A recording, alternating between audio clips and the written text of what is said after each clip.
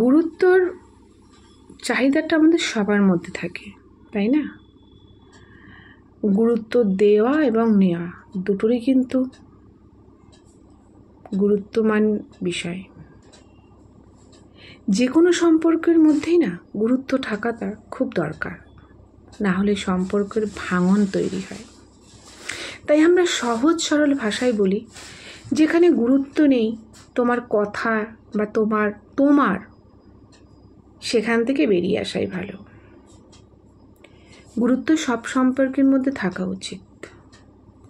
বন্ধুত্ব, ভালোবাসা, যে কোনো সম্পর্ক।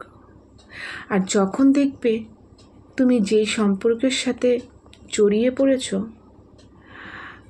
সেখানে যদি তোমার বা তোমার কথার কোনো গুরুত্ব না থাকে, তাহলে কিন্তু সমস্যা বাড়বে, কষ্টটা তোমারই হবে।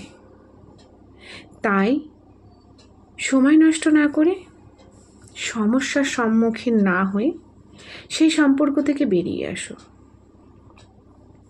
কারণ কোনো সম্পর্কই কিন্তু চিরস্থায়ী হয় না। গুরুত্ব না থাকলে সেই সম্পর্ক কখনোই চিরস্থায়ী হবে না।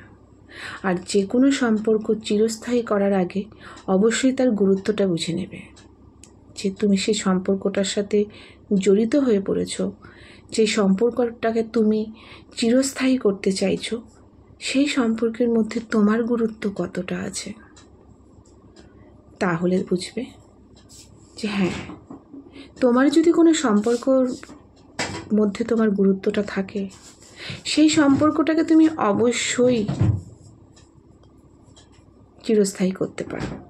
কিন্তু সেই সম্পর্কটা যদি তুমি দেখো যে না, গুরুত্বহীন হয়ে গেছে, কোনো গুরুত্ব নেই, তুমি রিয়েলাইজ করেছো যে না, তোমাকে তাচ্ছিল্য করছে, তুমি তার সাথে থাকা না থাকা তার কোনো ম্যাটারই করে না, তাহলে বলবো সময় থাকতে থাকতে সেই সম্পর্ক থেকে বেরিয়ে আসো। ওই যে বললাম, সেই সম্পর্কটা বন্ধুত্বের হোক বা ভালোবাসার, সব সম্পর্কের মধ্যেই গুরুত্বটা থাকাটা আবশ্যক। তাই গুরুত্বহীন সম্পর্কের সাথে জড়িয়ে কোনো লাভ নেই। বেরিয়ে আসা বুদ্ধিমানের কাজ। তাই তুমি যেই সম্পর্কের সাথে জড়িয়ে পড়েছ, বন্ধুত্ব বা ভালোবাসা, সেখানে যদি তুমি দেখো তোমার মতামতের কোনো দাম নেই, তোমার কোনো দাম নেই তার কাছে, তোমার সময়েরও কোনো মূল্য নেই তার কাছে, সমস্তটাই মূল্যহীন, তুমি সময় থাকতে থাকতে ওখান থেকে বেরিয়ে আসো। তুমি বুঝতে পারবে, বেরিয়ে আসার সময় যখন তুমি একটু কষ্ট অনুভব করবে, কিছুদিন যাওয়ার পর সেই কষ্টটাকে তুমি ভুলেও যাবে।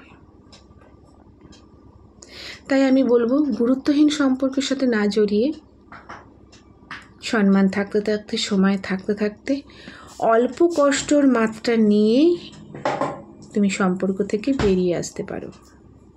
সেটাই কিন্তু বুদ্ধিমানের কাজ। তো চলো, আমার কথাগুলো যদি ভালো লাগে অবশ্যই লাইক, কমেন্ট, শেয়ার করে দিও এবং নতুন বন্ধুরা সাবস্ক্রাইব করে দিও। কলমে দীপা পাল দত্তের সাথে কণ্ঠে দীপা পাল দত্ত। নমস্কার।